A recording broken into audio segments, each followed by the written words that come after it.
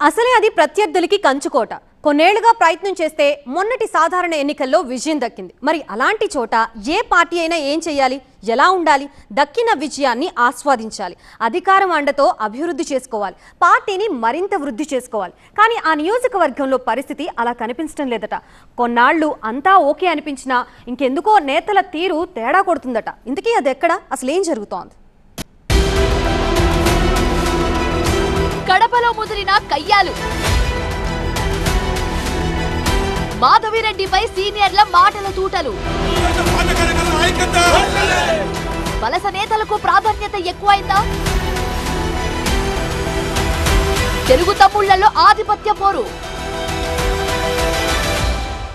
ఆనాటి కాంగ్రెస్ నుంచి నేటి వైఎస్ఆర్ కాంగ్రెస్ వరకు వైఎస్ కుటుంబం ఎటువైపు ఉంటే అటువైపే నిలిచిన కడప కిళ్ల పొలిటికల్ గా ఈసారి టీడీపీకి అవకాశం ఇచ్చింది. ప్రత్యర్థి కోటలో గెలుపు పతాకం ఎగిరివేసిన తెలుగు తమ్ముళ్లోనూ ఆ జోష్ కొన్నాళ్ల పాటు కొనసాగింది. కడప ఎమ్మెల్యేగా గెలిచిన మాధవిరెడ్డి వైసీపీ నేతలతో అమీతూమీ అంటూ తెగబడిపోయారు. మేయర్ కుర్చీ విషయంలో అయినా ఇతర అంశాల్లో అయినా పట్టు నిలుపుకునే ప్రయత్నం చేశారు. జిల్లా అధ్యక్షుడిగా టీడీపీ పొలిట్ బ్యూరో సభ్యుడు శ్రీనివాస్ రెడ్డి కూడా తన హవా చూపించారు.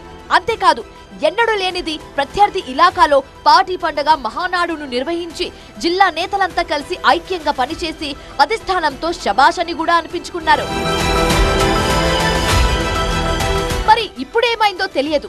ఒకరి మీద ఒకరు తెలుగు తమ్ముళ్లు కారాలు మిరియాలు నూరుతున్నారు. కడపకు చెందిన సహకార సంఘం చైర్మన్ కృష్ణారెడ్డి సహా పలువురు మైనారిటీ నేతలు జిల్లా అధ్యక్షుడు శ్రీనివాస్ రెడ్డిపై విమర్శలు గుప్పించడం చర్చకు దారితీసింది. ఇంతవరకు ఒక ఎత్తు అయితే అధికార పార్టీలో రాజకీయం ఇక ముందు మరో ఎత్తన్నట్టుగా మారింది. ఈ పరిస్థితిలో స్థానిక నేతలంతా పక్క నియోజకవర్గానికి చెందిన పెద్ద నేతలను కలుస్తూ ఉండడం మరింత రచ్చకు కారణమవుతోంది. లోకల్ గా కీలక నాయకుల్ని పెట్టుకొని ఎందుకిలా పక్క జిల్లా నేత దగ్గరికి వెళ్తున్నారనేదే ఇప్పుడు అంతు చిక్కని విషయంగా మారింది.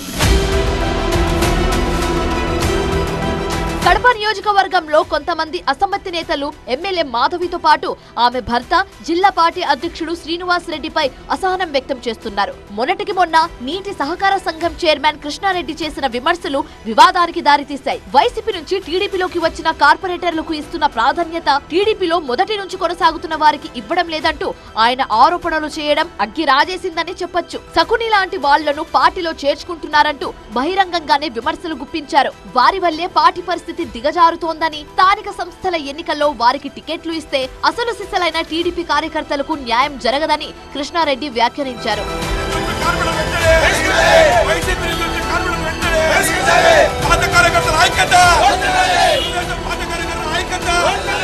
ఇటీవల కొంతమంది మైనారిటీ నేతలు సైతం ఎమ్మెల్యే మాధవిరెడ్డిపై విమర్శలు చేయడం దుమారం రేపింది. సీనియర్ నాయకులను పట్టించుకోవడం లేదని, ఎప్పటి నుంచో పార్టీ కోసం కష్టపడుతున్న వారిని లెక్కల్లోకి తీసుకోవడం లేదని ఆరోపించారు. వీరంతా వెళ్లి పుత్త నరసింహారెడ్డిని కలిసి మరో వర్గంగా ముందుకెళ్లేందుకు సిద్ధమయ్యారు. ఇదంతా ఓ రకమైన అసమ్మతి అని అర్థమవుతున్నా అసలు అంతు చిక్కని విషయం ఏంటంటే, కడప నియోజకవర్గ నేతలంతా వెళ్లి పక్కనే ఉన్న కమలాపురం నియోజకవర్గానికి చెందిన పుత్త నరసింహారెడ్డిని కలుస్తున్నారు. ఇప్పుడు ఇదే చర్చనీయాంశం అవుతోంది. అయితే దీని వెనక నరసింహారెడ్డి పొలిటికల్ ప్లాన్ ఉందనే ముచ్చట కూడా వినిపిస్తోంది. నియోజకవర్గంపై ఎప్పటి నుంచో పుత్త నరసింహారెడ్డి కన్నేశారనే ప్రచారం ఉంది. ఈసారి కడప నియోజకవర్గంలో పాగా వేయడానికే ఇలాంటి కార్యక్రమాలు చేస్తున్నారనేది స్థానిక టీడీపీ నేతల్లో జరుగుతున్న చర్చ. అయితే ఇది బహిరంగంగానే కనబడుతుందనేది మరో వర్గం చెబుతున్న మాట.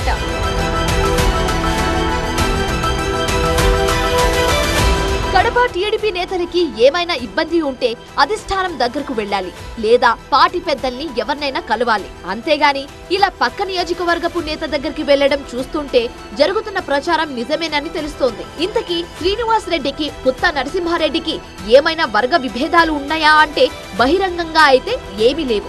ఎవరికి వారు తమ పని తాము చేసుకుని వెళ్తుంటారు. మరి ఇప్పుడు ఇలా కడప నేతలను నరసింహారెడ్డి ఎందుకు రెచ్చగొట్టి తన వైపు తిప్పుకుంటున్నారని శ్రీనివాస్ రెడ్డి వర్గం ప్రశ్నిస్తోంది. అనవసరంగా అంతర్గత చిచ్చుకు కారణమవుతున్నారని విమర్శలు చేస్తున్నారు. ప్రత్యర్థికి కంచుకోట లాంటి చోట నేతలు ఇలా వ్యవహరిస్తూ ఉండడం అధికార పార్టీకి ఒకంత ఇబ్బందికర పరిస్థితులు కల్పిస్తోంది. మరి ఈ పరిణామాలను అధిష్టానం ఎలా హ్యాండిల్ చేస్తుందో చూడాలి.